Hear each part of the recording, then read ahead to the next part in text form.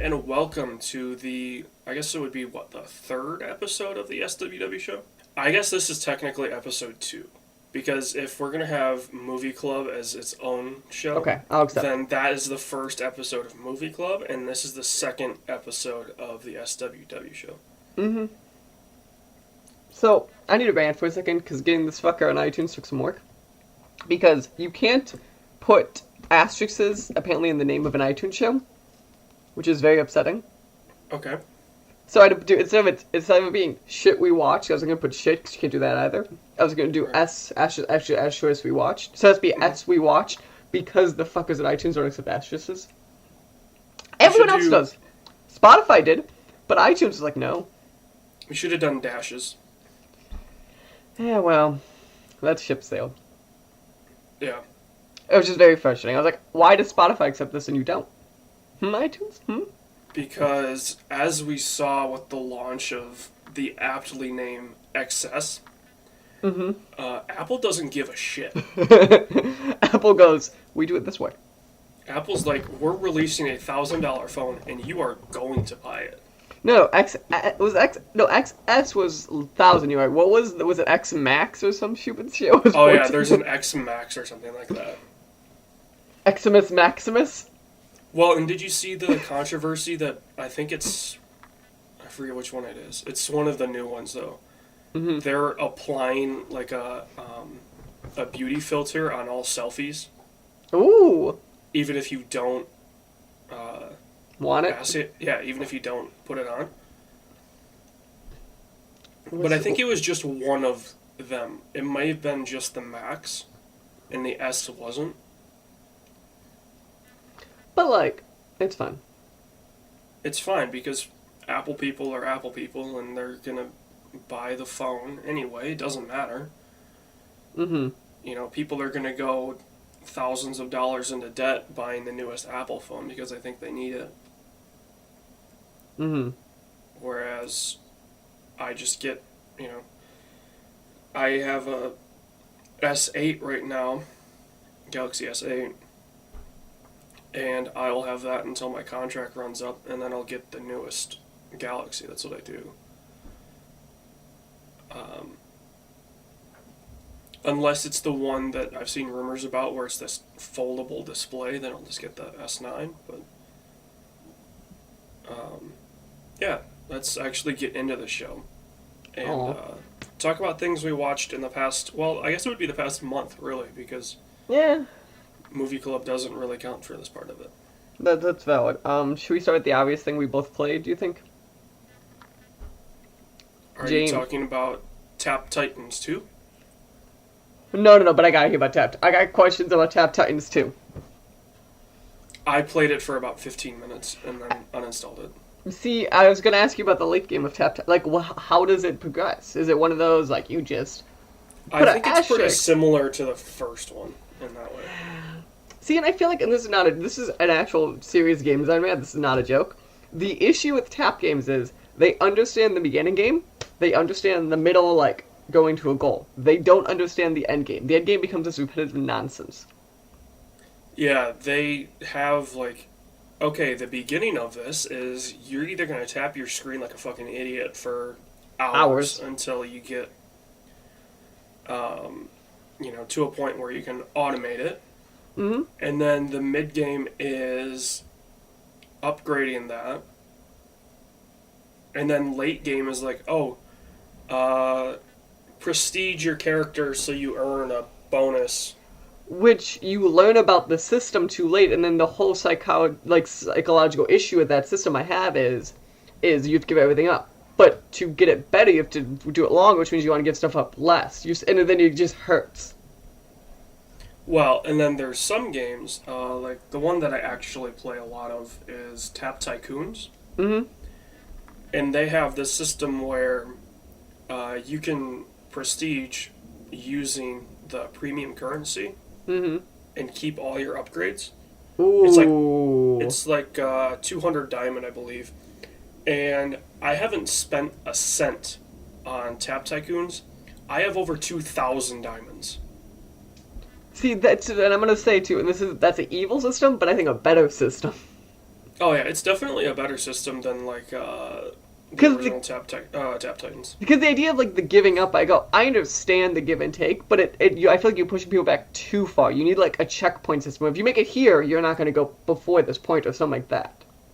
Well, but once you get to a certain point in those prestiges, your bonus is so high that you fly through Right. the lower levels. But then you just go back in the loop again of you fly through and then it equals you back out again. Like that's how it does. They purposely grind it out that way. Where you're like, yes, you get your new high, but then your low maybe takes 10 seconds to get to, and then you do the same system over and over again. Well, their late game is just designed to sell, Right. premium currency packs. Which is why I'm interested when there's like, 'cause there's a couple that are doing like the premium. Here's a $5 or $10 model, and and that's why those are interesting me how they design them because their goal is not to suck you out at that point. Yeah, I want to see a fully fledged tap game. There was one of them. I don't remember the name. It was like a sequel of some sort. Yeah, I want to see a fully fledged tap game that is $10 out the gate, and that's it. And how do you design that then to be like, okay, our end game is to be fun, not to make them pay. Yeah, the end game could be, I don't know what it would be, but so you get, you pay $10 right away, Mm-hmm. and then you're not. It's free of ads. It's actually built like a game should be, not trying to push this currency on you. Right. Yeah.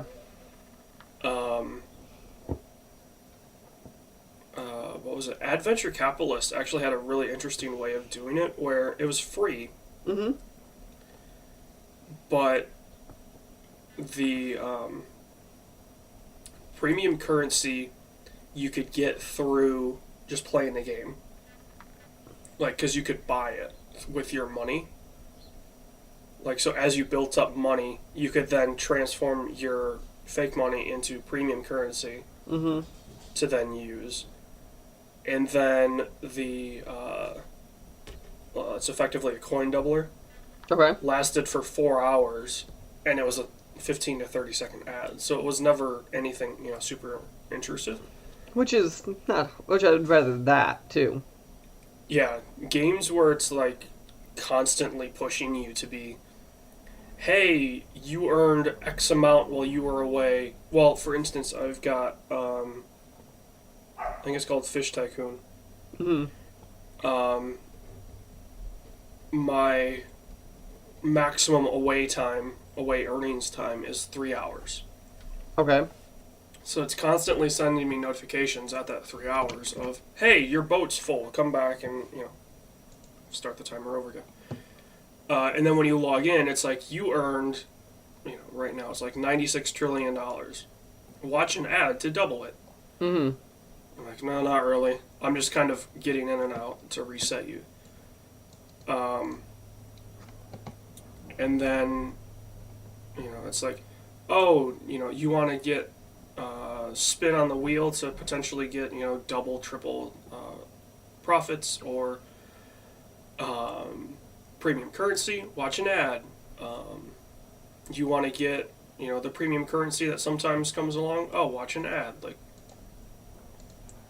that is very ad focused, whereas like Tap Tycoon isn't really.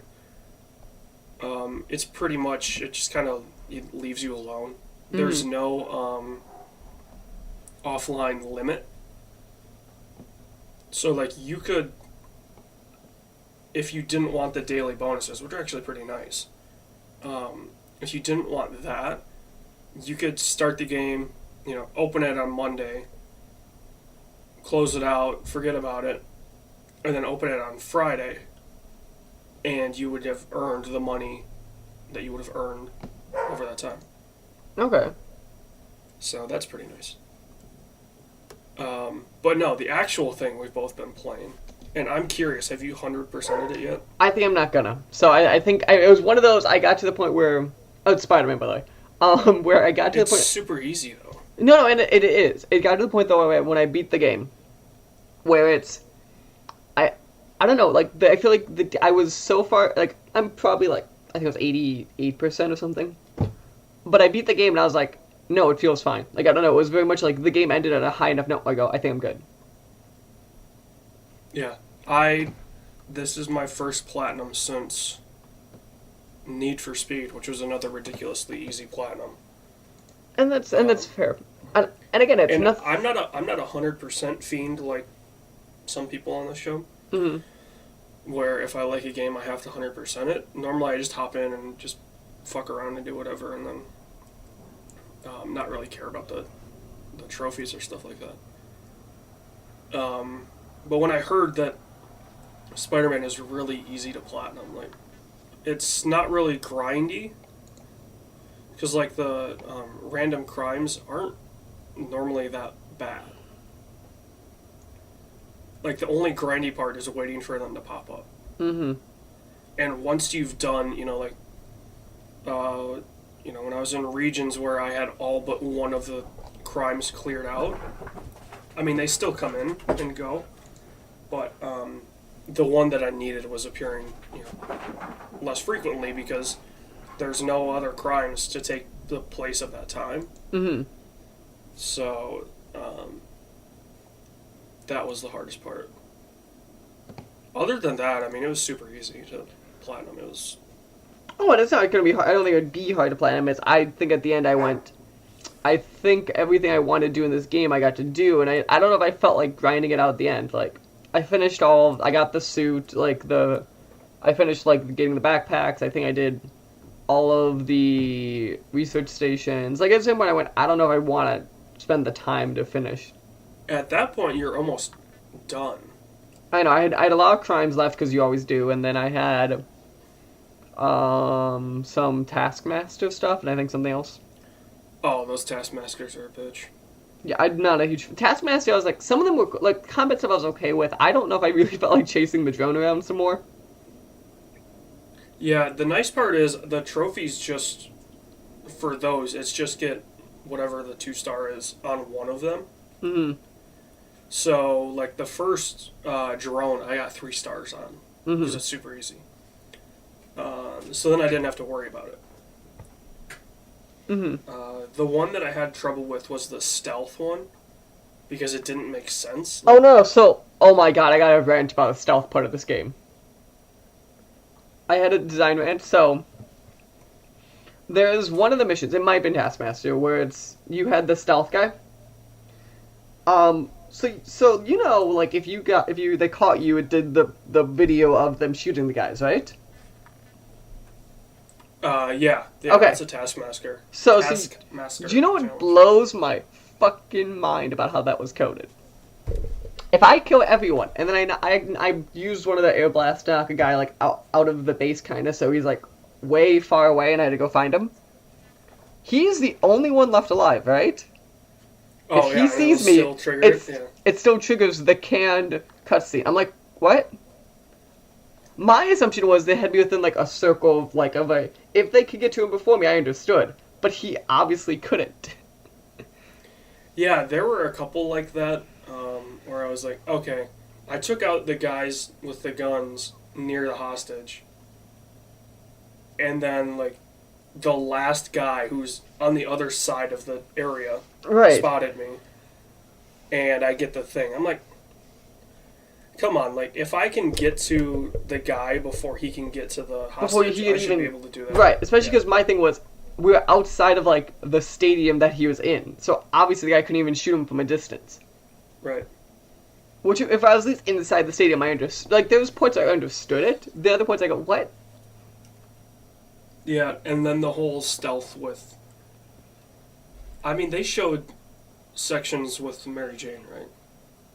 Yeah, I'm gonna limit what we say about it, but they showed that that's a thing. There is... Okay. We need a sound, though, that's spoiler alert, so I'll have to look through my sounds. We won't put one here, but I will say spoiler alert for PS4 Spider-Man. Okay, I don't know if I minded. I think it was... Mary Jane stuff, I think, had a moment or two, but I think as a whole, I didn't get caught that much, because it wasn't super long, and also I liked how there was checkpoints every 2 seconds. That was nice. The one that I got caught on initially was, I think, the first time you take control of her in the museum. See, and I don't think I got caught in the museum. The museum, I didn't realize there was catch points. Well, the only reason I did was because I didn't necessarily understand where, like, what the sight lines were. Mm-hmm. And I was in the open as the lady on the phone started to turn. Like, she hadn't even turned all the way, and she spotted me. Which, like, that's the thing, right, of, and maybe you can attest to it more as a designer, when, you know, the AI knows you're in the room. Yeah. It just has to play dumb. Which, I mean, I get it, right? Like, it's that fine line of, you know, in The Last of Us, Ellie could just kind of run around the place and you wouldn't be spotted.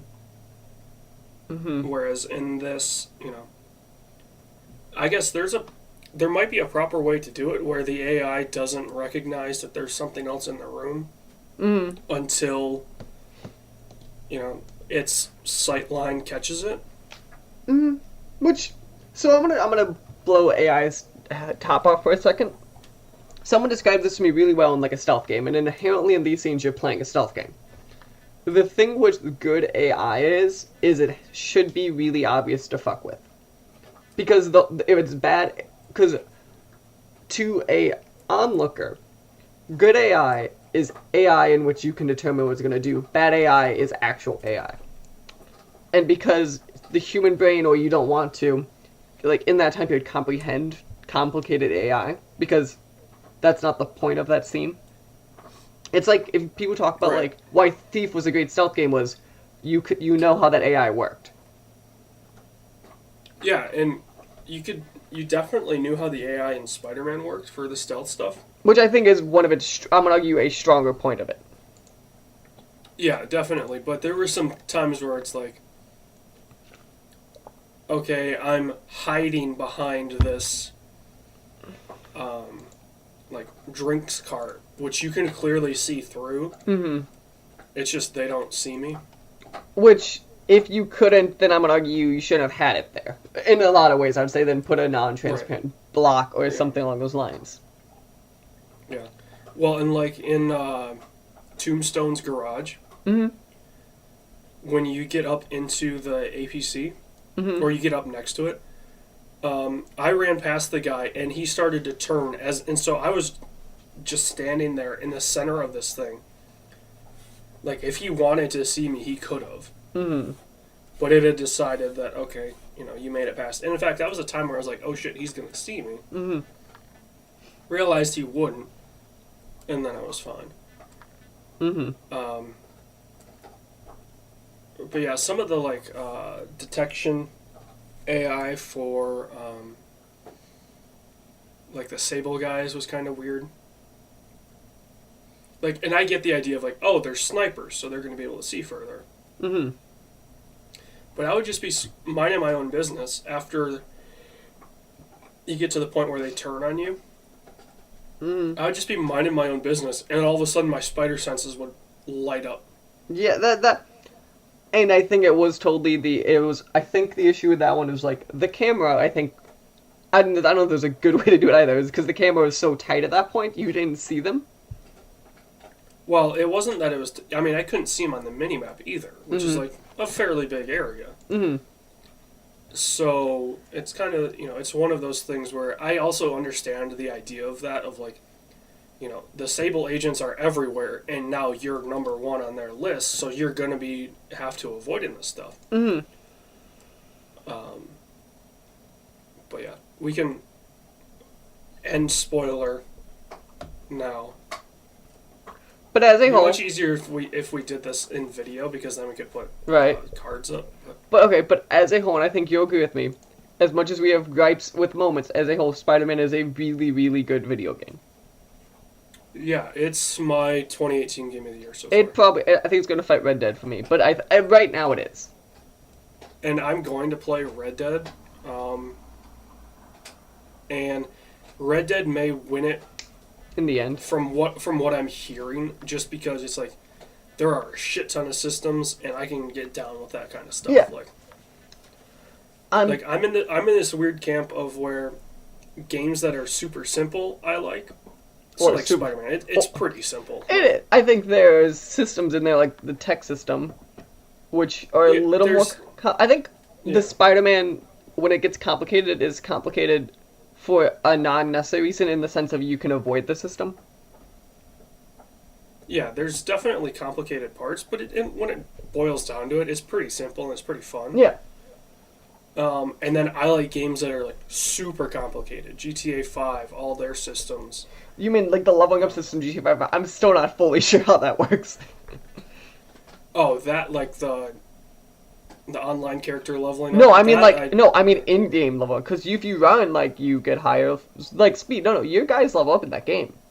Yeah, no, yeah, I get what you mean. It's, but it makes sense. Like, it does, okay, but it's you're so right, insane. So your stamina goes up, obviously. But you punch dudes, your strength's gonna go up. But from a mechanical and systems point of view, it's one of the things that, like, the reason no game does that is because so I'm gonna say in a less successful way, Skyrim tried that same leveling system, but Skyrim gamified the system, where GTA went, no, you're just a human being. And I think that's the divergent of the same type of system.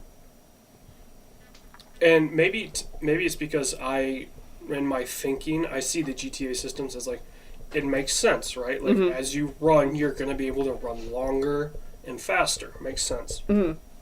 And the Red Dead systems I've seen of, if you just kill a random NPC, their family could come after you. It makes sense.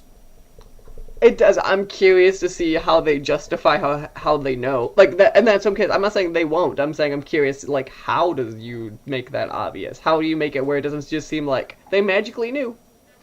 Right, like, I understand if they're going to come after me if I just blew somebody's head off in their house. Or in the town, I understand that even. Right.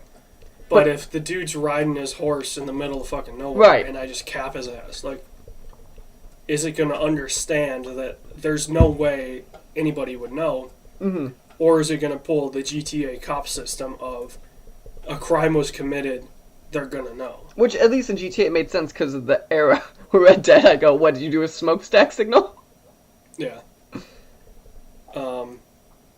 Anyway, I've got two more things on here. Okay. I'm not sure if it's still in theaters at this point, but that Mark Wahlberg movie 22 Mile. So which one was 22 Miles? Is that the one in one of the Middle East countries? Oh shit. No, it takes place in Southeast Asia. Okay. And the idea is they're transporting somebody 22 miles from the embassy to an airport. Okay. And it's kind of, what would be the best way to describe it? It feels a little almost Die Hard mixed with, what would be another good example? I don't know. It's like that, it's, against all odds, everybody's coming after him. So Die Hard with, like, Taken? Yes and no. Okay.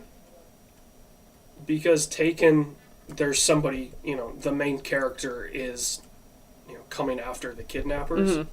Whereas the main character in 22 Mile, or Mile 22, whatever it's called, that's how forgettable this movie is. Mm. I don't even remember the name of it. So not good? No. And it's got, it tries to be all, oh, look at us, we're going to have, a triple turn happen. Mm-hmm. And it's never ends well. Obvious. And also, it's pretty obvious. Triple turns never end well. Yeah, no, it's one of those things where it's like, come on, like, this is just stupid. Ronda Rousey's terrible in it. Oh, is this the WWE funded movie? No. Oh. I don't think so. There was a WWE funded, like, military movie coming out starring, like, Becky Lynch. No, it's not that. You know what I'm talking about, though? It's probably one of the Marine movies. Yeah, I think it is. Actually, now you say that. Because they own that license. The other thing on my list here in between shows was the public beta for Battlefield 5. Okay. Or V. I don't know how they're gonna. It's stylized as Battlefield V. V is the Roman numeral for 5, so I don't know what they're gonna do. It looks amazing on PC, like really amazing. It plays great. It's really fun. And it's got. I had forgotten about it until I was playing it, but they have a system where you can build fortifications. So, like, you can build, like, sandbag stacks and then barbed wire in front of those so people can't climb over the wall. Okay. So, and you get points for it. Do you know instantly that reminds me of is, like, zombies? Yes and no. Okay. Because zombies is very much... You're trying to funnel... Well, I guess you're still trying to funnel people. But the fortifications can basically lock down a flag. Mm-hmm. Like, as long as you've got a couple people there, and you build all the fortifications, you're pretty good. I will say, though, it's got a really weird revive system. Okay. It's kind of the same revive system as Battlefield 1, where your guy's laying on the ground and you can call out for help. But that's like the normal Battlefield revives. Is it different than like the Battlefield 4 3 one? Battlefield 4, you just saw if you were a medic, and here's where it gets kind of weird. If you were a medic in Battlefield 4, you saw all the icons of people that went down. Mm-hmm. In Battlefield 1, it was the same way, where you saw the icons when somebody went down, and then you could go revive them. But in this, a team member, like your squad member, Mm-hmm. you know how in Battlefield there's like the team and then there's the squad. 5-person squads. Yeah. A squad member can help you up. And now, I don't know if you get less health by doing that. I only got picked up by a squad member like 2 or 3 times. Mm-hmm. And I didn't really notice, if I was, my health was way higher or, lower than if I was normally revived. But, yeah, so I think that adds a twist to it where now the squad doesn't need a medic. Okay. So you could have 5 snipers, and somebody goes down and somebody can run over there, pick them up, and then they're good to go. It still would be smart to have a medic, though. It has the self-heal system, so everybody's got a med pack on them. Mm. And you can replenish those. They have med stations and ammo stations. So when you deploy, you're not carrying all that you can. Mm-hmm. So it incentivizes you to run to the ammo crate, grab the rest of your ammo, run to the med crate, grab another med kit. And you can actually replenish your, I guess it would be like your special abilities. So for a medic, it's the meta packs. For engineer, it's the ammo packs. And you can replenish those at those stations, which is really nice. Mm-hmm. So if you're pretty good, you can camp an area, and then like if you're an engineer, you can start tossing ammo. Then you run back, grab more ammo packs, and you can keep doing that. It's got this new system for squad leaders where you earn points, and then you can buy stuff. So that would be So, like the barricades would be points, or? I don't know how you earn points. In one of the games I was squad leader, I had like 50,000 points, and I'm not sure how I got them. Okay. But there's a menu that you can pull up, and you can get like, you can buy a tank, you can buy a V2 rocket, which is the most expensive one, or you can buy like a airdrop, supply drop. Interesting. Well, yeah, it's really interesting. Time to kill is way down. So, okay. So like you kill people it feels like Call of Duty. I was gonna say that's exactly what my head went when you said that. And at least for me, when I was playing just normal Conquest, it felt like hardcore games.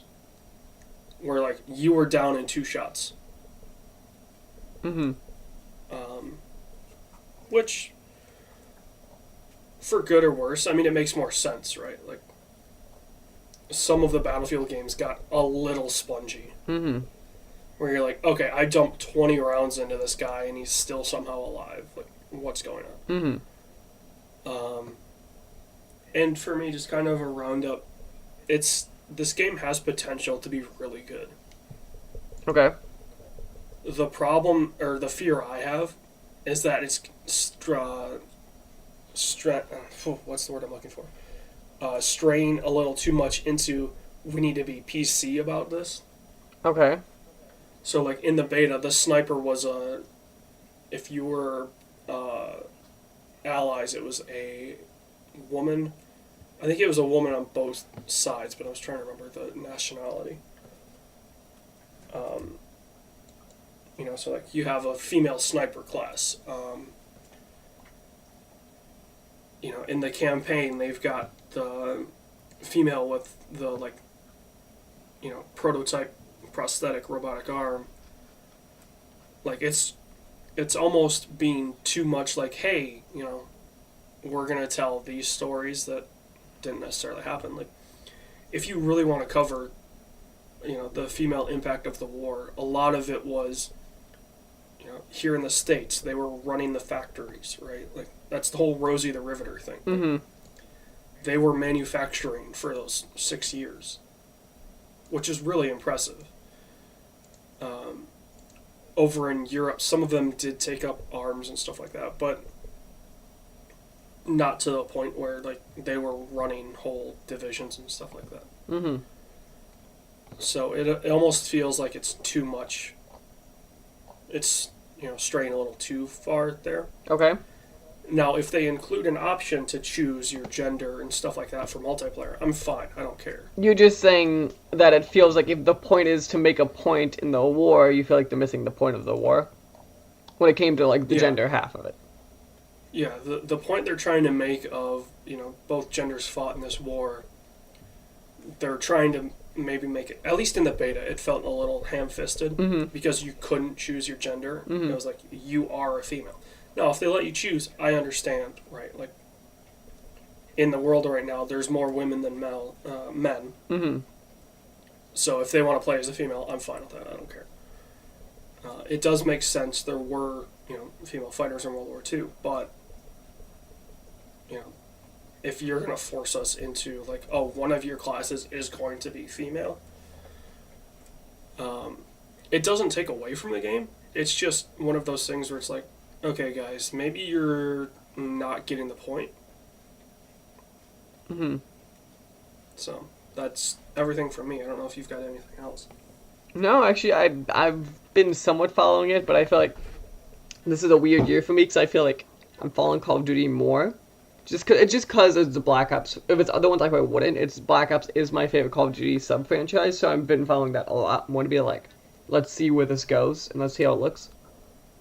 The funny thing is, normally I'm more up on the Call of Duty and the Battlefield for the year. Mm-hmm. There go Mike's dogs. Sorry, someone must have walked somewhere in the vicinity of our household. In a 5-block radius of your house. It's no joke. My dogs are like that too.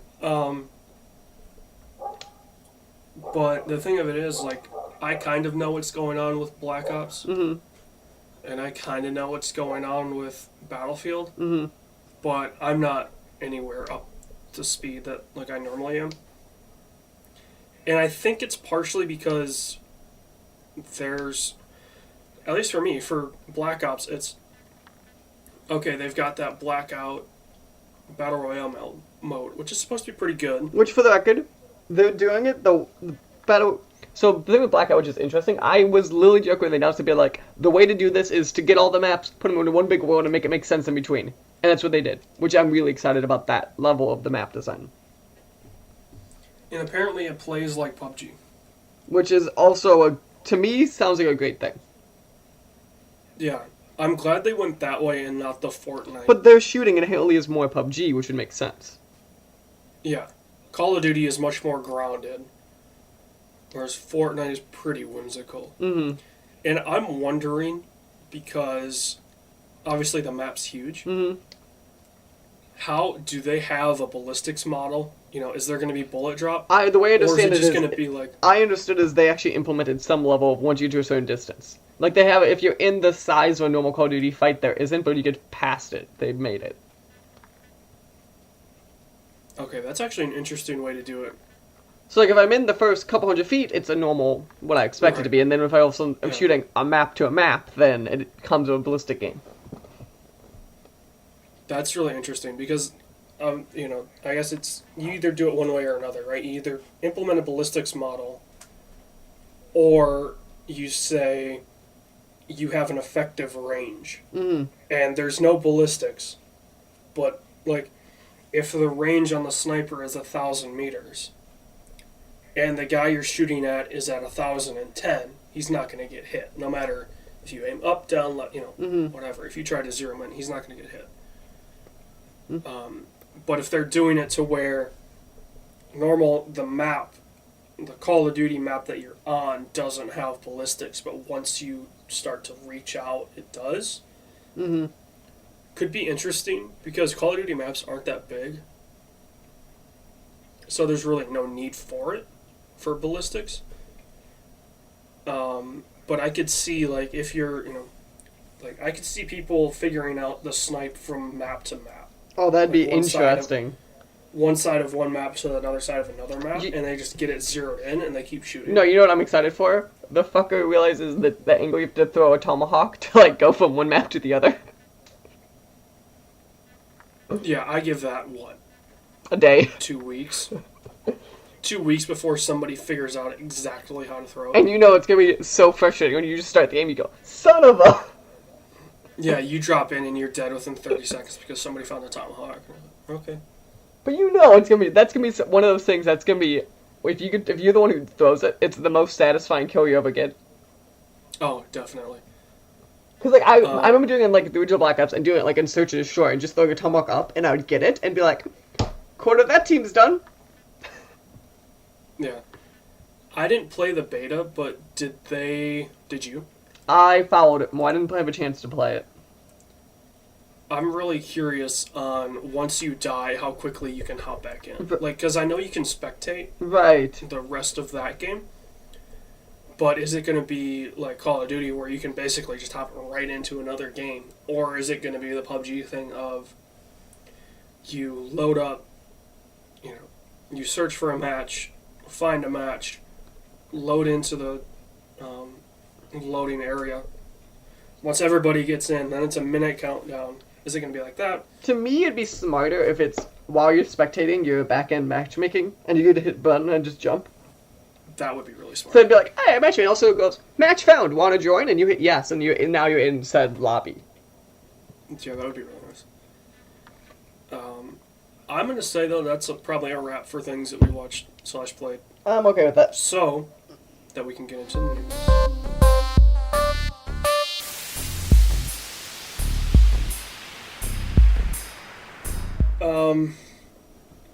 While you were away taking a piss break, did you see the tweet from Giant Bomb's Matt Rory of Jeopardy the other night? I saw the clip. Holy Where they fuck. they avoid the video game category. So the Elder Scrolls one, I wasn't sure what they're asking, to be fair. I couldn't tell if they're saying RPG or Elder Scrolls. The other ones have no excuse. Well, hold on. What is the... It was... It's Morrowind and Skyrim Right. are So I half... iterations of this venerable set of So games. I half assumed it was Elder Scrolls, but, like, I can at least see where RPG... Like, if this was the only question, I can at least see where RPG would also maybe be, and they just chose two things in the same franchise, depending who pulled the question.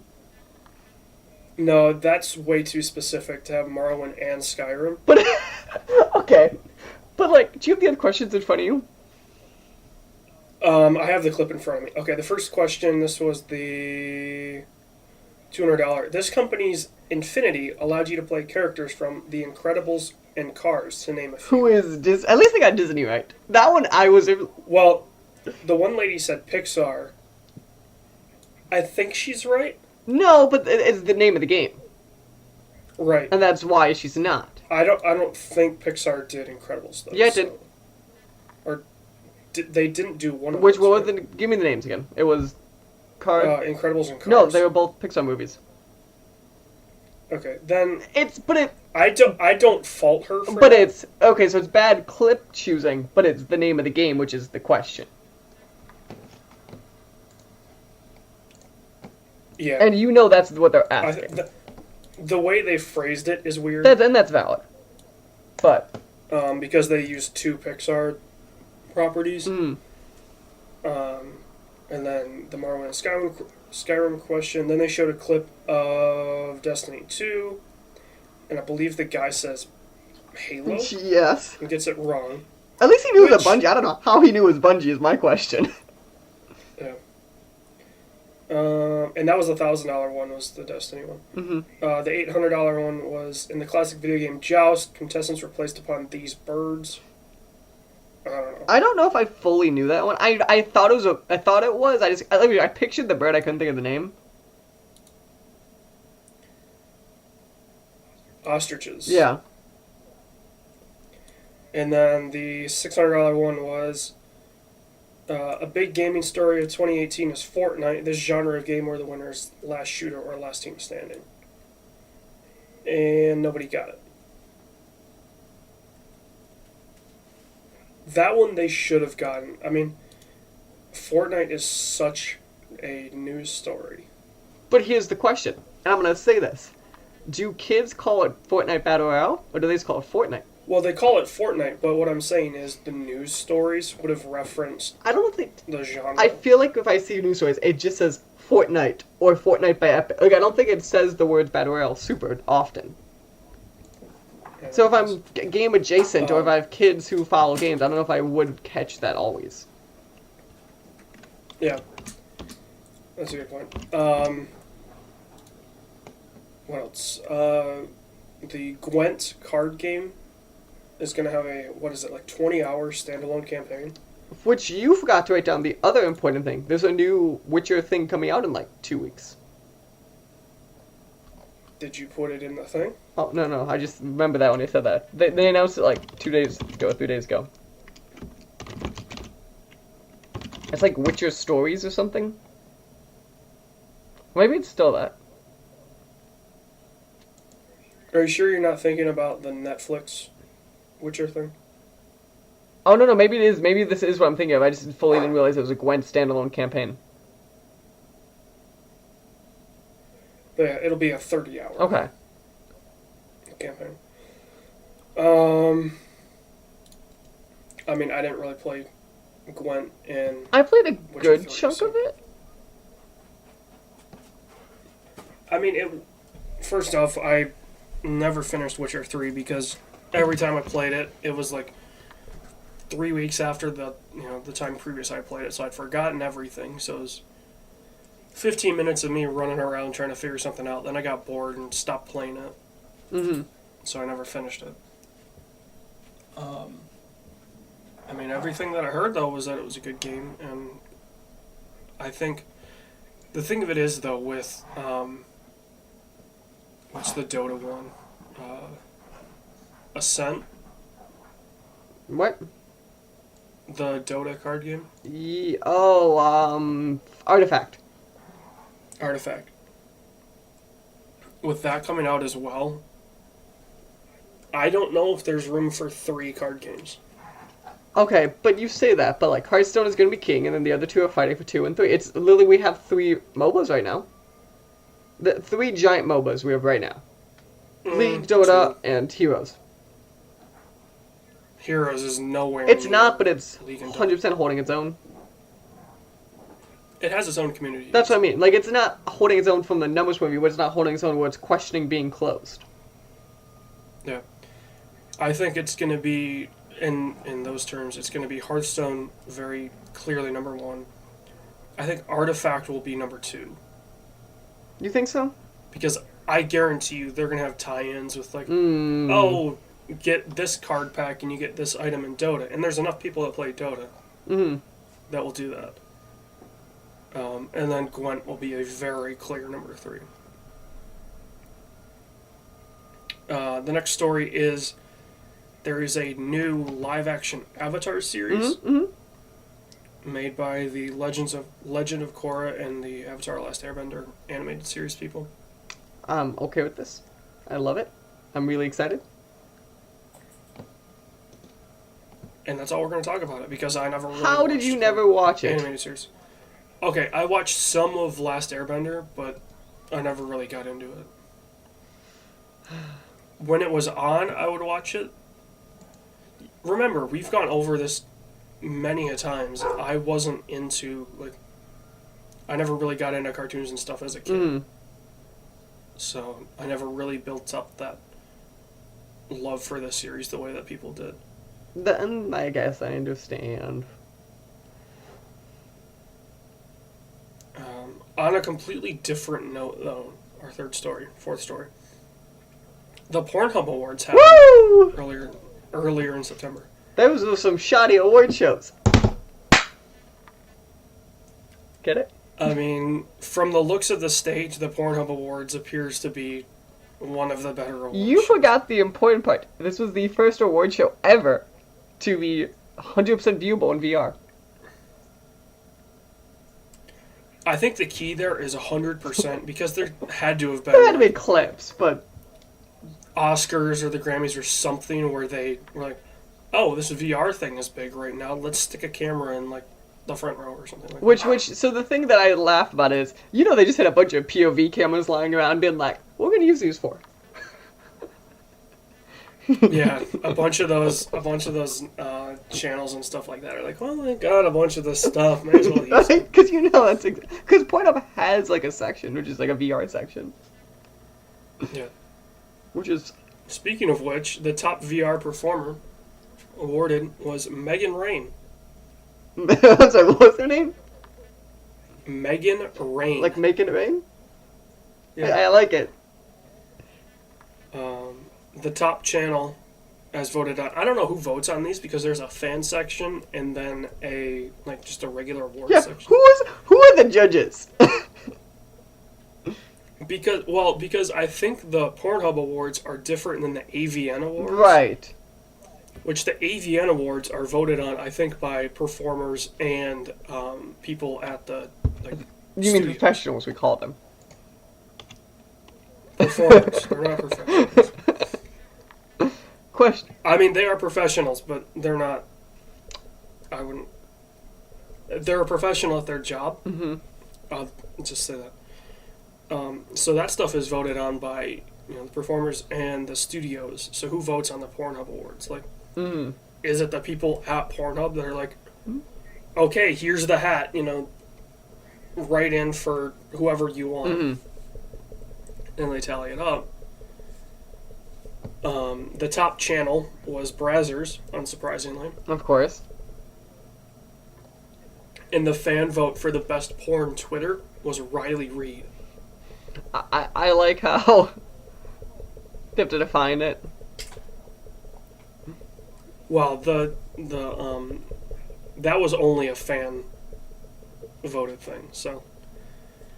But what I don't understand, maybe it's because she's not really in the industry anymore.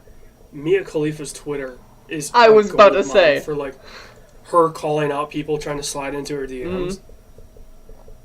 So maybe she wasn't on there because she's not in the industry anymore, or what, But at the same time, her, and then I'm shocked Stormy Daniels didn't win any awards. Yeah, maybe they had to be, active in the past. As much as you want to say, if you want to use stuff like presents or stuff like that, she's probably the most known porn star name. If I asked in pop culture the name of porn stars, people would know that name.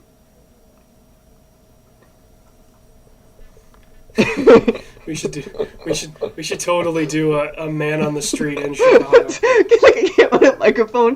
Give me I need a 50s like a reporter hat. You know what I'm talking about? Yeah, And just like the reporter fedora. like walk and, around with like yeah, like someone with like a giant camera be like, "Can you name a porn star?" And just walk up to random people No. with like headphones on. Can you name me 3 porn stars? Better yet, what size vest does Stormy Daniels have? Just see. But again, it's people with like headphones on, or like people who are walking the other direction. I'm just waiting for an answer. I wonder, and obviously Google's got this info in their One second. in their Yep. all right, I'll cut that out. I muted myself for the second half. No, you I thought I didn't. did a mute button. I thought Or at least I heard. maybe you heard me. You heard me. I muted on Maybe my you end. didn't. Yeah. Okay. Then I'll have to cut that whole discussion out. I wonder, because, like I said, Google's got this info on their back end. The sudden spike in searches for Stormy Daniels. Which Like, what must the Google AI be thinking when all of a sudden, like, Stormy Daniels is probably, And you- 5 to 10 searches a day, and then all of a sudden she's 10,000. and the AI went, she's how old and getting how many hits? Yeah. Because like I'm gonna say that's too when I see pictures of her, she's a little bit past her prime. I'm just gonna say it. Oh, she's definitely past her prime. And again, do you know my whole line is how I know she's not lying? Because who would go on stage and lie about having sex with Donald Trump? Right. Like, that's... forget this whole, the situation. Everything else. And all these Who people. would lie about that? Like who would be proud of themselves? I mean, maybe a porn star would, Maybe they take pride in being like, hey, I fucked, the current president. But, yeah. On a completely different note, the Chinese government has effectively destroyed video games in their country. Which you know what I'm gonna say, which is the big deal about this. Do you know where one of the biggest video game publishers are out of?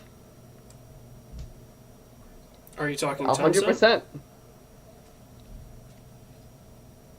Which makes it because Tencent bought part of Ubisoft. They own part of Epic. They own part of Bluepoint. They actually might own Bluepoint outright. They own. They own Epic. No, outright? they own like 30 or 40%. They own Riot. Yeah. Outright. I think they have parts of. I think they might be an investor in Activision. Like they own the games industry in a lot of ways. So if you also start minusing their money interests, like, how does that affect everything? They publish all of the weird Chinese-only like free-to-play games like Call of Duty Online, Borderlands Online. Right. They were the publishers of those games. Let's see. Okay. The Chinese government has stopped approving licenses for new titles. So what that means is it's made it near impossible to release new titles in the country. And while the government reportedly intends to grant the Communist Party propaganda department the ability to issue new licenses, implementing the change could still take between 4 and 6 months. Mm-hmm. I guess the biggest game to be affected by that is PUBG. Mm-hmm. In the sense that they can't monetize it in China right now. So I think this freeze, we could see an impact in maybe a year. Mm-hmm. Like, we won't see the impact right away. None of these things take effect right away. So that could really change, the way games are published and developed, really. Because if Tencent doesn't have all this money coming in, they may be a little more wary to back some of these projects. Mm-hmm.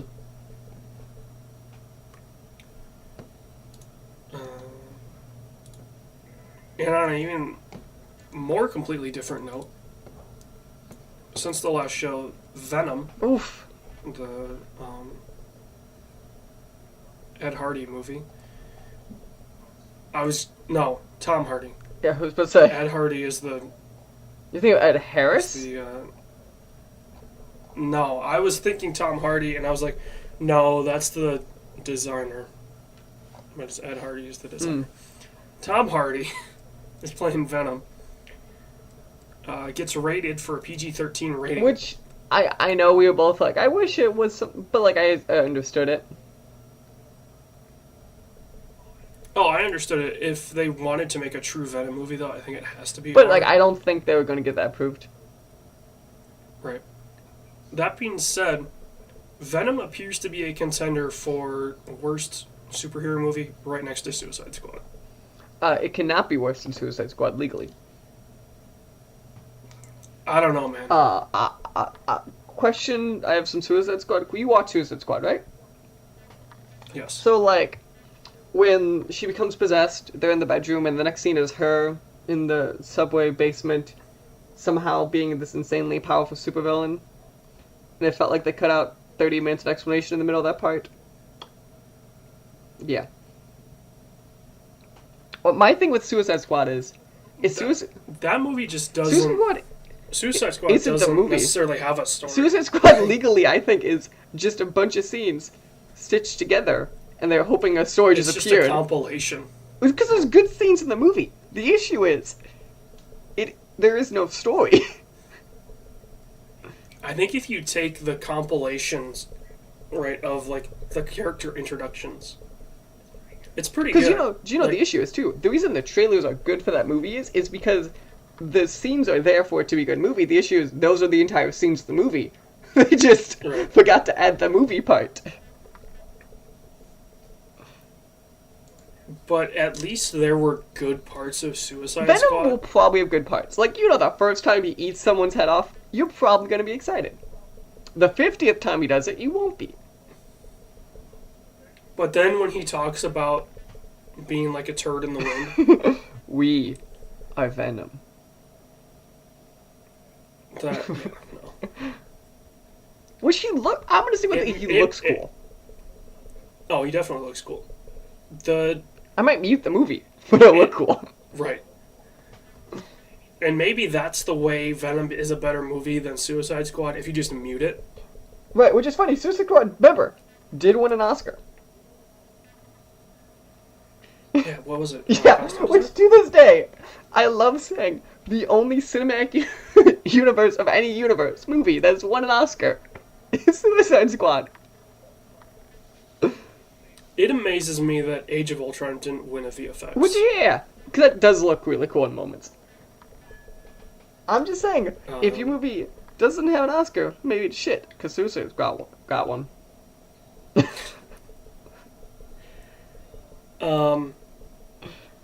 Still on the superhero train. I just Chugga. Woo, woo. Venom didn't derail can't it. get Suicide Squad out of it. Yeah. Captain Marvel and Dark Phoenix both released trailers. I'm gonna say the thing. I think Dark Phoenix is a better trailer. Yes. Okay. Good.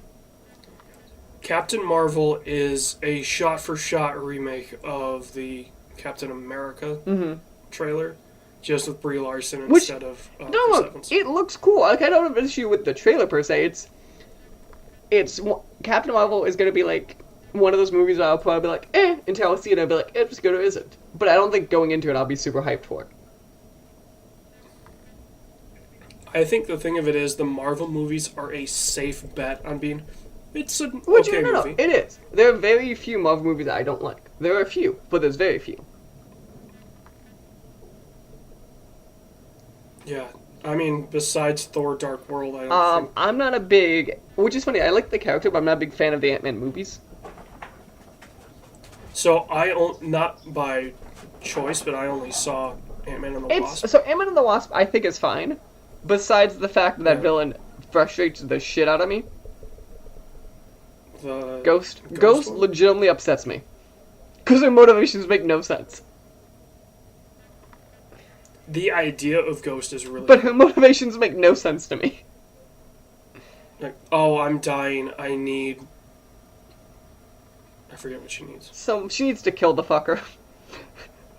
Oh, no, she needs to get to the quantum zone or whatever to phase back into existence or some shit like that.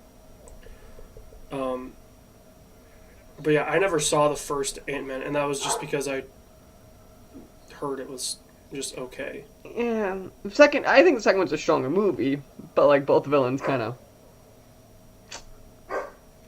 I think the idea of Ant-Man is just kind of. But it's funny because like in Civil War, he is one of the best scenes when he gets giant. Yeah. Also, I'm gonna say the controversial thing, which no one agrees with me on. I dislike Spider-Man: Homecoming. I don't dislike it. But do you like it? I think it's an okay movie. Which people swear by that movie like it's the coming of Christ. Tom Holland is a way better Spider-Man than Andrew Garfield. Okay, I'll give you that one. So, I guess it overtakes the Amazing Spider-Man movies. And I think, I don't know, it was just weird that it felt like Vulture was such a non-villain. Yeah. Like, the funny thing is, in the Spider-Man game, Vulture is more of a villain than he is in the Spider-Man movie. Like, in the movie, it's like, all of a sudden, oh, hey, it's Vulture. Oh, hey, I defeated him. You know? And I guess, right? But I'm glad they did Homecoming because they needed a new Spider-Man after the Garfield ones. But yeah, I'll probably end up seeing both of these. Even though I don't really care. I think Dark Phoenix intrigues me a lot because it's trying to fix X3. But I'm more curious, but it's funny because I also like that really young X-Men cast a lot, and we all know it's going to be the last time we see them. So it's, how do you put a bow on this universe? Because you know it's going to be a bow. And I'm curious if that's the reshoots, trying to figure out how they're going to put the bow. Wow. I was gonna say, they have a lot to tie up into. But I'm not saying you'll do everything, but they know they have to end on some level of a closing note. Like, in my head, Apocalypse was apparently. If you're smart, the film, in some magic way, ends in a sense of because this is the 90s, right? And the whole point was it went like the 70s, 80s, 90s, right? So X-Men starts in 2000. Do you find a way to end this in the sense of a post-credit scene is like the opening of X-Men? Or something that would make sense to wrap up this universe in this good circle sense. And that's to me what I want it to be, is some level of just tell this story. But then find the final something to make it be like, by the way, here's X-Men you knew, and then it goes, oh, this is a giant circle. I will say, though, if they're going to do that, they need to find a way to age Professor X, because in the preview he still looks like, James McAvoy. Yeah, it's funny, because it's legitimately supposed to be 10 years apart from the beginning of 100-year-old. Actually, but if you look back at 2000 Patrick Stewart, he doesn't look super old. He doesn't, but he definitely looks older than McAvoy.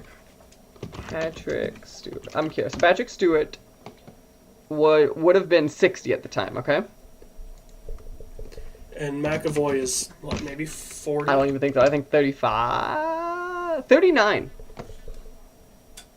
So you could, in theory, age him still. Okay, so if you jump 10 years, at that point he's only 10 years apart. You know what I'm saying? So at Yeah. that point, it's not a 10-year stretch isn't super hard in comparison. He's gonna have to age a lot though in 10 years. You know what I Right, mean? but you know what I'm saying though, like it's Like McAvoy does not look 40. He looks very young, especially as a bald guy. but it's definitely not the same level of like jumping 10 years isn't the same as saying jumping 20 or 30. Right. See, in my head, what the fuck are you talking about? You end with Patrick Stewart. If you're gonna do the jump.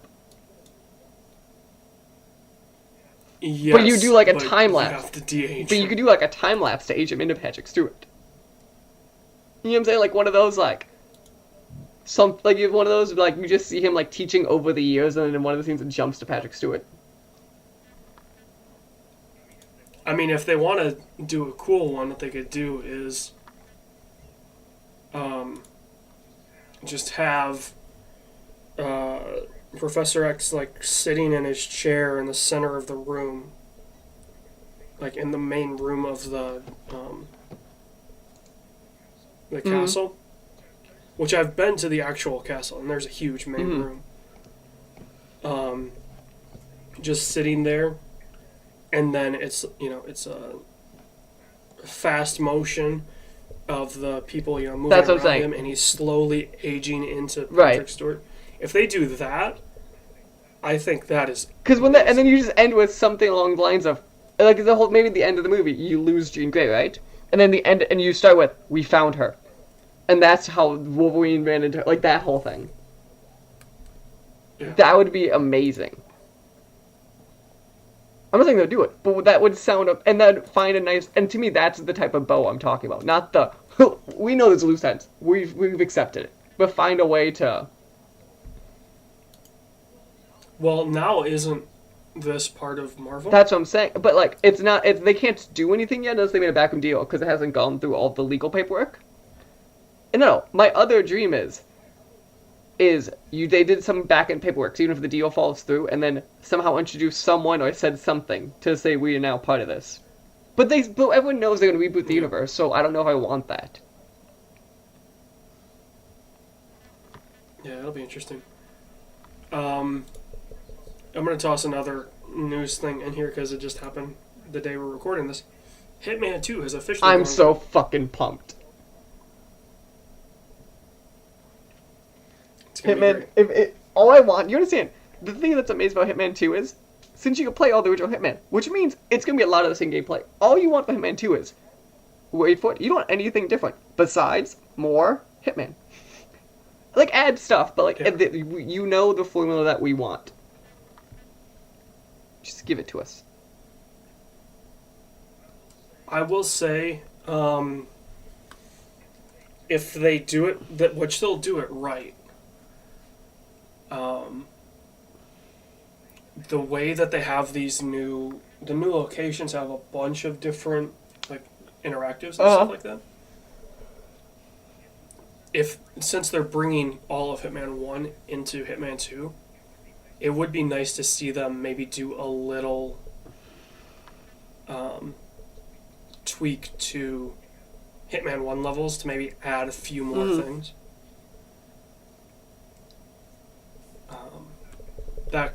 I think that's the only way you don't, I was gonna say, they don't drop the ball on this. Like, there's almost no way they Because can. worst case, we just get more of Hitman. Right. Even without, upgrades to it. They can go back to Hitman 1 with some of these additions and then make it better. Also, in the video game world, the FIFA games are currently in a lawsuit in Belgium. Okay. Oh. Over Loot box. the loot boxes. Taking him for a walk. Mm-hmm. So I think this lawsuit here we've already seen loot boxes change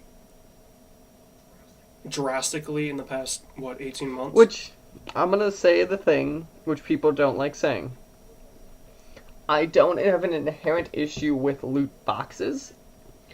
It's the thing of like people don't really like people complain about card packs, but they accept them, which I think there are better ways to implement stuff. But like loot boxes is a fun gamifying way to level stuff up too.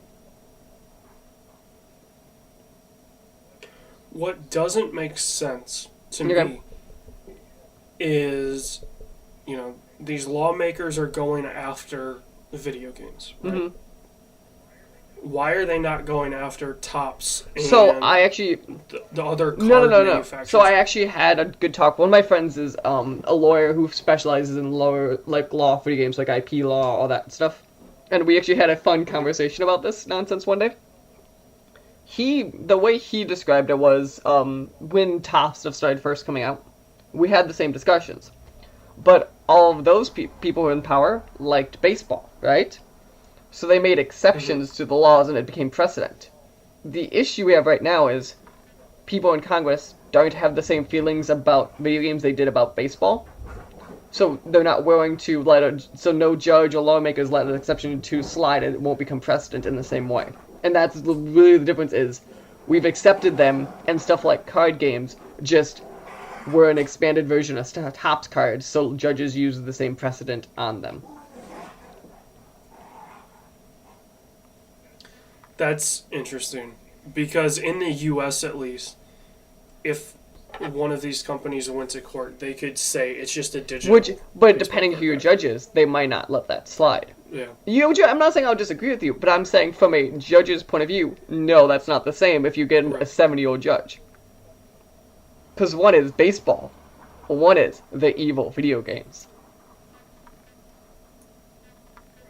Right, but as a judge, judges shouldn't have a view really one way or another of their thing. They're supposed to be, you go to a judge and he decides. He hears the arguments from both sides.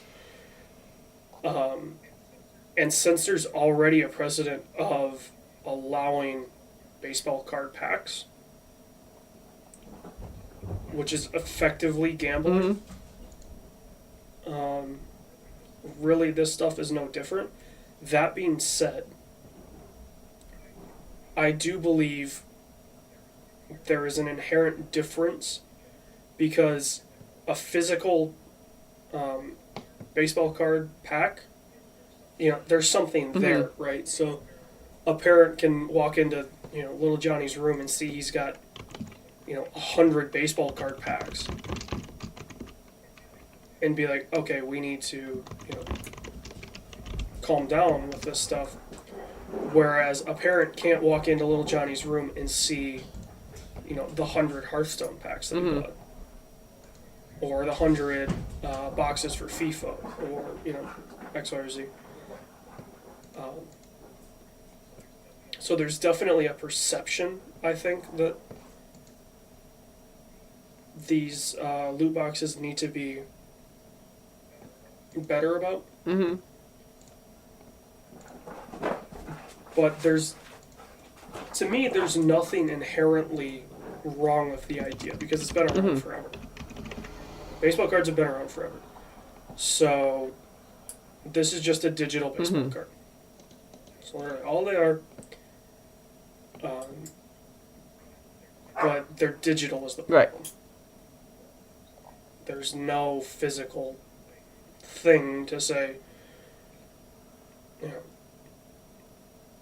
like, holy shit, little Johnny's got, 15 binders full of baseball cards.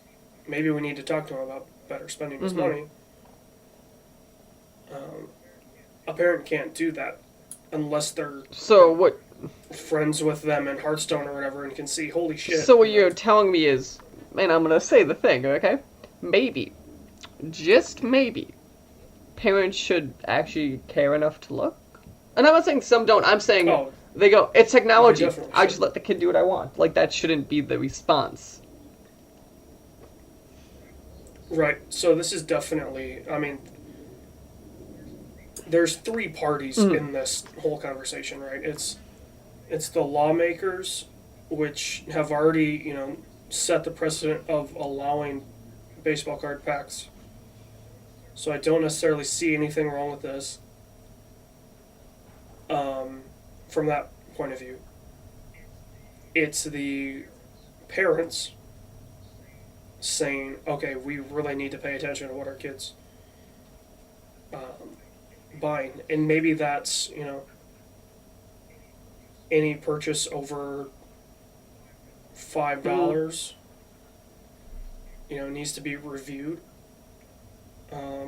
Maybe that's, finding a way to implement, like, an allowance on the account to where they can only spend X amount per month. In the way that, like, kids used to save up their allowance to buy baseball card packs. Maybe they need a system like that. And then it's, it's really on the developers to make it, I'm not going to say less, they're not really predatory in the way that I think people are. Right, and I think people use predatory as just they don't like them, which I don't know if they're interchangeable. Right. The thing of it is, in most games they're in, they make sense, right? Like, all the sports games totally make sense. It's when they're in, like, Battlefield and Battlefront and Call of Duty and shit like that, where, it's not, they don't necessarily make as much sense, where I have problems with. So. But yeah, this lawsuit could definitely be very instrumental in the way that games monetize. Speaking of monetization, Telltale Games officially folds. Which I know you're like, it seemed obvious. To me... I was going to say, when this story broke and you posted something about it in our Discord, I'm like, I'm pretty sure I called this... But okay, and I would agree with you if you said half the studio is laid off. I think the entire studio folding is the end where I went, that's... what? And I think that's where I discrepancy came. Yeah, and maybe, I think, when I, said there's no way they can sustain this, it was... There's no way they can sustain this many licenses. Right. Like, even you probably... So you thought, they'll drop to 50 people, do The Walking Dead, and everyone be happy. Maybe... In my mind, I was thinking, okay, they're going to have to drop some of these licenses. Like, it's not that they're going to have to drop people as well. Like, okay, 300 is a decent size studio. But maybe you drop it to 150. Like, I don't know, you drop to a license or two, but, like, you don't lay off that many. Right, they had, like, 10 or some licenses that they were working on. And I'm like, okay, so that's 30 people-ish per license. Like, of course none of the games are going to be good. Right. Right, like the original Walking Dead had like 25 or 30 people working on it. So, like, okay, so their games are just going to be that Which is long. fine, don't get me wrong, but I also feel like part of the issue... So, dig into it more. I saw some graphs going on of, like, how stuff sold. So, no, I know stuff was not all success for them, and I know they lost money and stuff. But by all accounts, the only profitable things was Season 1 of Walking Dead and Season 1 of Batman. That was insane to me. It wasn't to me, just because, to me at least, the Telltale style of releasing episodes on, let's be honest, a non-regular schedule definitely hurts sales. Because a lot of people were just like, okay, I'll wait until they're done. Which was a valid move. But then they just forgot about it. But it's interesting, though, because stuff like Batman and Tales, I feel like, are the two examples where, like, people were talking about... Like, when they came out, people for sure were talking about them in a different light than, say, Wolf Among Us or Game of Thrones. I don't know. There were a lot of people that liked Wolf Among Us. Definitely Game of Thrones. Game of Thrones, Guardians, you forget existed. They did. Michonne Chronicles No One Gave a Fuck about. Guardians, I forget, exists half the time. Like, but like Tales, like, Did they even finish yeah, that's that done. Guardians It's been one? done. All 5 episodes have been out.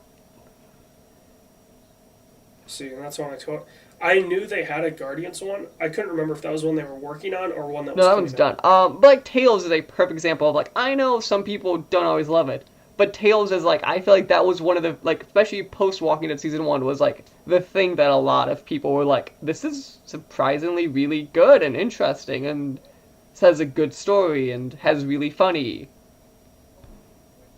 Which is that the fact that people are like, this is surprisingly good on Telltale or on the license? I'm gonna argue, but You like, know what I mean? so like, look at the success of the license. Like, some people have issues with Borderlands, don't get me wrong, but like, Borderlands 2 sold 25 million units, so it's a really successful game. So I don't think, and people love the Yeah, writing in it. like, if you're being honest, Borderlands 2 people, like, some people have issues with it, and I know you could point to some issues, but as a whole, it is a well-received written game.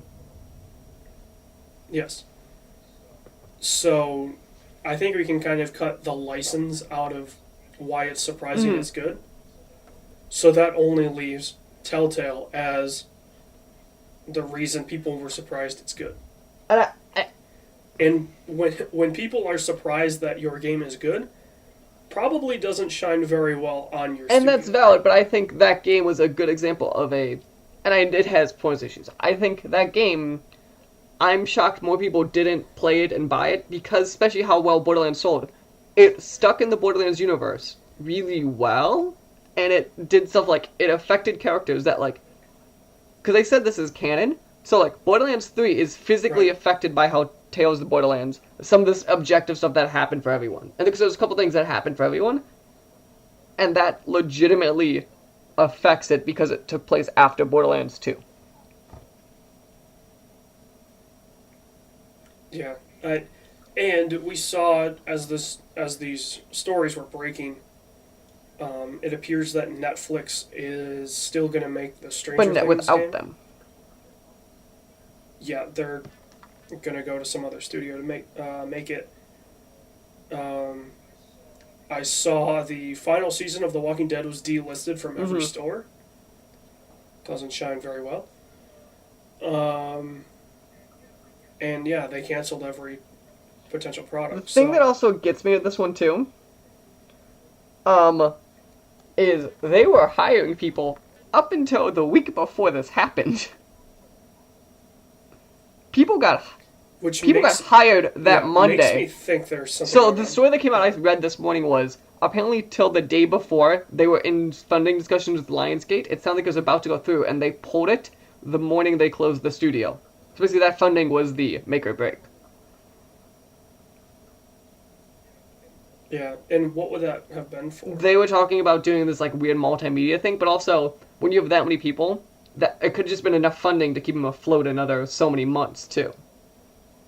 Right. Yeah, when you've got three. But also, if you're the CEO, you should have put a hiring freeze 5 months ago, if that was really your concern. Yeah, and maybe there were some, some situations that led up to that they're not necessarily. But as a talking whole, about, you shouldn't have hired someone the week before then. That's okay, Right. maybe just 5 months ago is a bad example.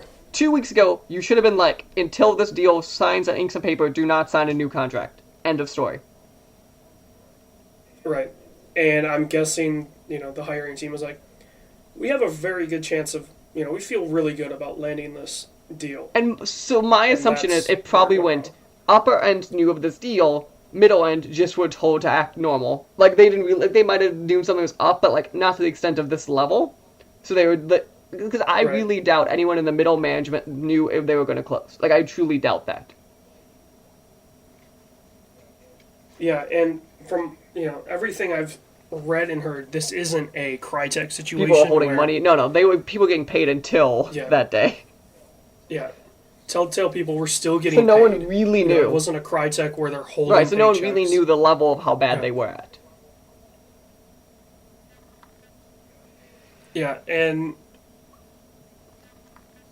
the sad thing is, right, like, when they ballooned to 300 people, I think I made mention of this on one of the shows, that when this, they're hiring Bonanza started, I think I said, can they withstand it? Because nobody, the people are like, yeah, they're okay games, right? Like, their engine was terrible, and they were just trying to slap everything into their engine that they could. And, maybe that's the reason that these sales charts look the way they do, because, like, The Walking Dead was the first, the first game that really came out. And so a bunch of people bought it, and then they started playing it, and they're like, well, shit, this isn't, it doesn't run that great. It looks okay. And stuff like that. So then they're like, okay, well, I'm not going to get the next one because, or maybe they bought the next one, and they're like, well, shit, it's the exact same thing, the exact same problems, so I'm not going to get the next one. So then they wait a couple of years, and then Batman comes out, and they're like, okay, maybe they changed. They buy Batman. They didn't change. So, yeah. I've seen Ubisoft was hiring job fair for a lot of the people. And maybe, from the looks of it, even if Ubisoft wasn't going to hire them, they were going to help them find a job in the industry. Which is really important because I believe Telltale is based in, San Mateo? Somewhere in there. And that's not a cheap area. No, they're in San Fran proper, I thought. Oh, maybe it was San Mateo was the one that was holding them. So either way, they're in the Bay Area, and it's very expensive to live there. So a lot of these people were probably living paycheck to paycheck, and now all of a sudden they don't have a paycheck. It's hard enough, in the creative world to, build a living out of it. Yeah. And then once you find a steady income, it's like, you're going to milk it until you can't milk it anymore. The problem is a lot of these places are based in very expensive places to live. So even though you're milking it, you're really not building up a savings to, help for the rainy day fund for if and when the company goes under. Our next story is a big one because officially now Leslie Moonves is out at CBS. So what you're implying is we have to campaign. Well, I'm curious to see, did he get his full severance? Because he was out for, wasn't it sexual nonsense? Yeah. Les Moonves. It's supposed to be a good severance, if I remember right. Yeah, it was potentially millions of dollars that he was going to lose out on. They're negotiating. It was a New Yorker article by 6 women. The media executive had sexually harassed them and revealed complaints by dozens of others that the culture in some parts of the company tolerated sexual misconduct.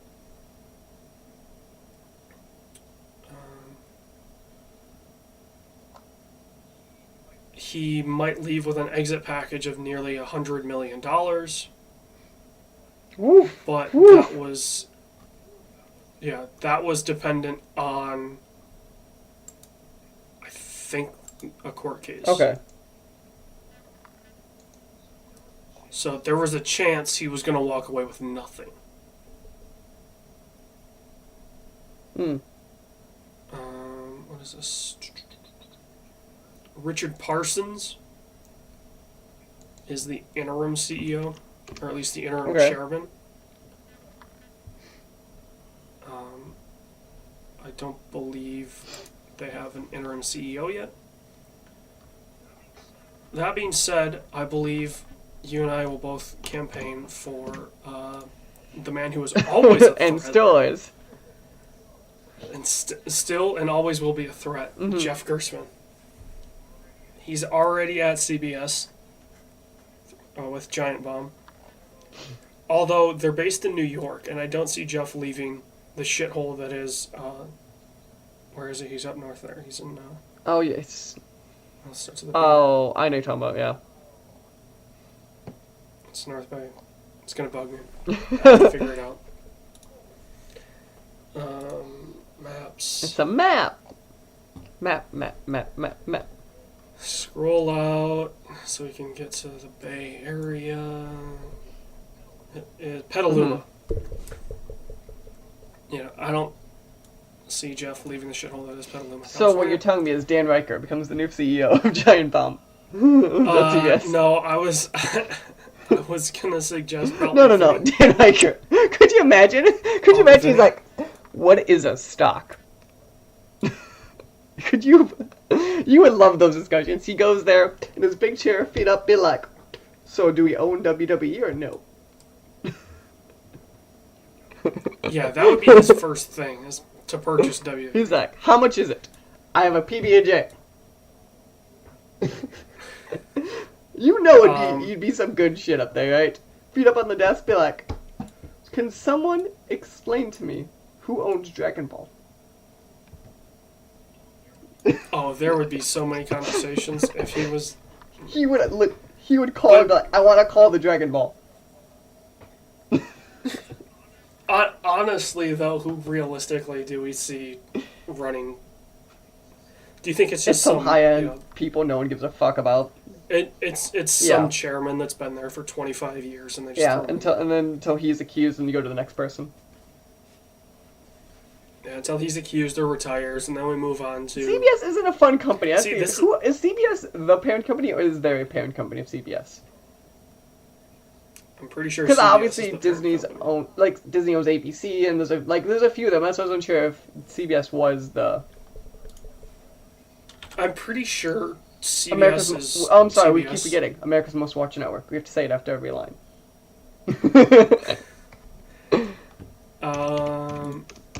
Let's see.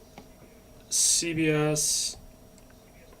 Okay, yeah, but that's Corporation. CBS. You know what I meant when I said that. It was like ABC Disney, like nonsense. I was more referring to. Right. Yeah, I know what. I knew what you meant. Let's see.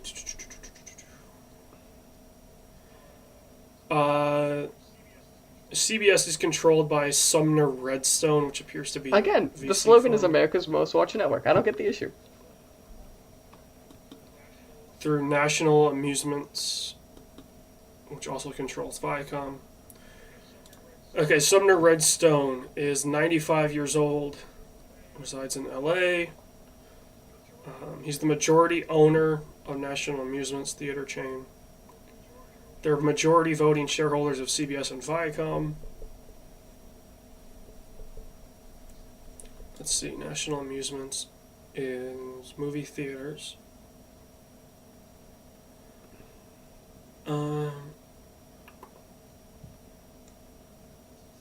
It doesn't say really.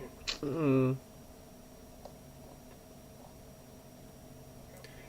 company operates more than 1,500 movie screens across the Northeast U.S., the UK, Latin America, and Russia, under its Showcase Cinemas, Multiplex Cinemas, Cinema de Lou, and KinoStar.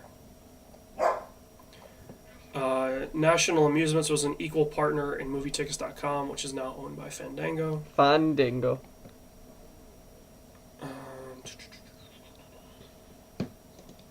So, yeah. CBS is a public company owned by... Oh, shut up, dogs. Owned by this billionaire. Hold on one sec. I'm going to shut my dogs up.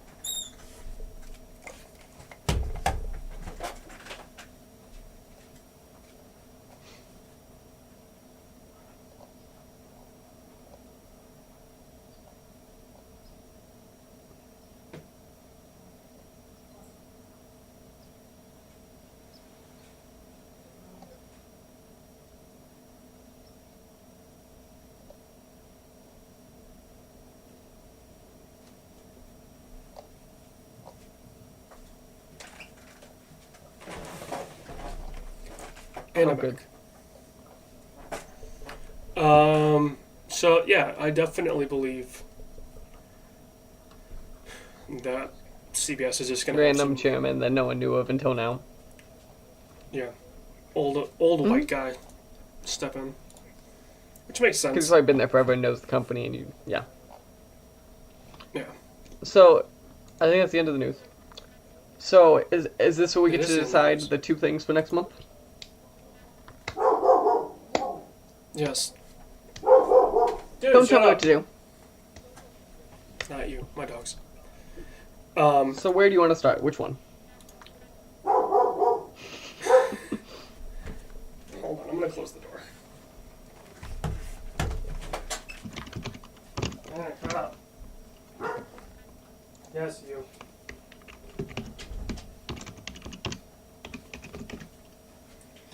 Alright. Oh, there's an SD card down here. There we go.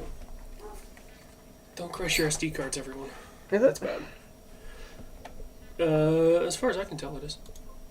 Google's 20 years old. imtp.com. Oh. And you still go after something. Okay. Opening this week. We've got Night School, which looks to be terrible. Oh. So this is gonna be for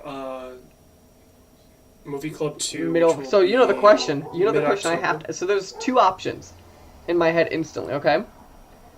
It is Bad Day at the whatever the Hell, or Venom. Oh, yeah. Which one is it? What's the name of that movie? It is Bad Or Times at Venom. El Royale. I would probably rather talk about Bad Times at Okay. El Royale.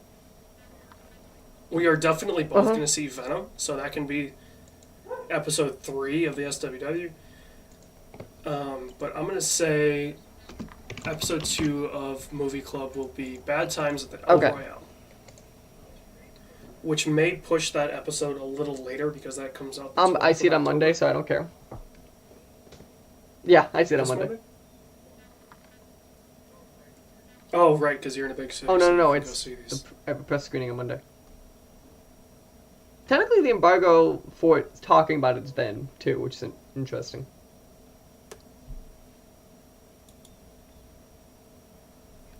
Yeah, Either way, so you will have seen it. and I'll I make a will point. see it. I'll see Venom probably this week too.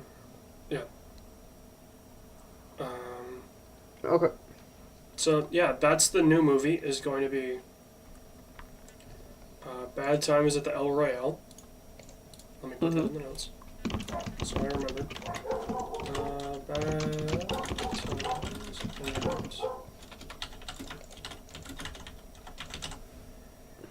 and what should our Old movie. I was thinking. Old movie. What should have? What are you feeling this month? It's October.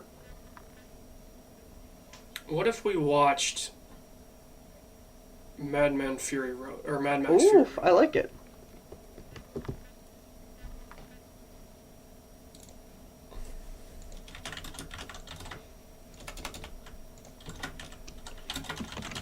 And I will be watching the Shiny and Chrome, I believe is what it's called, version. The black and white one. Black and Chrome is what it's called.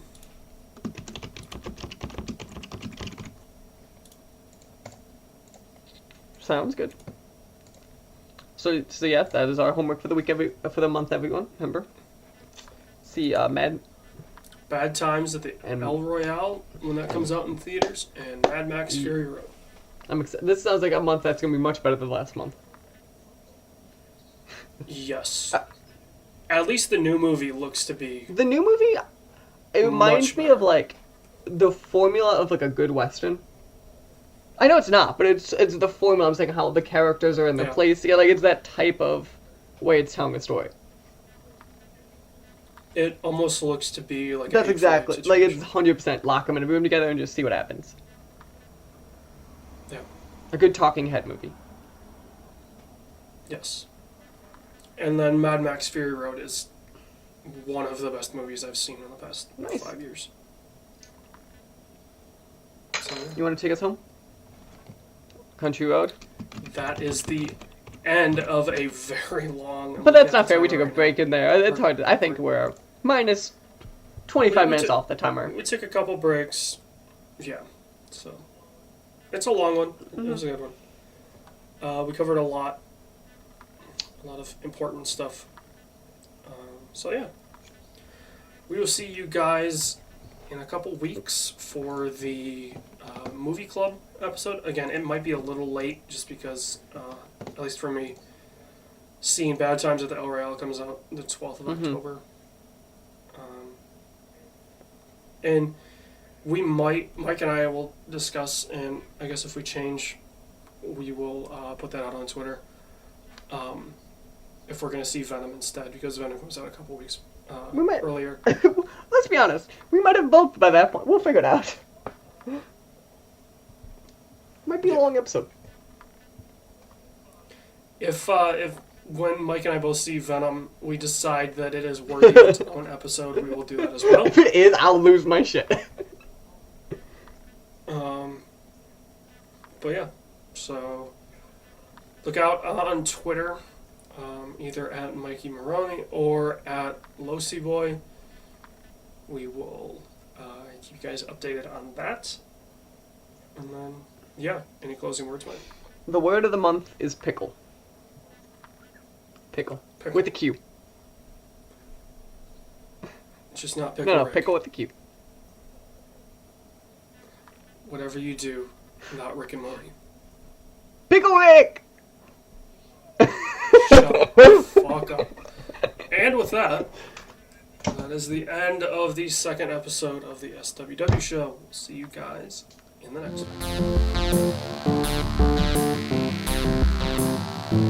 one.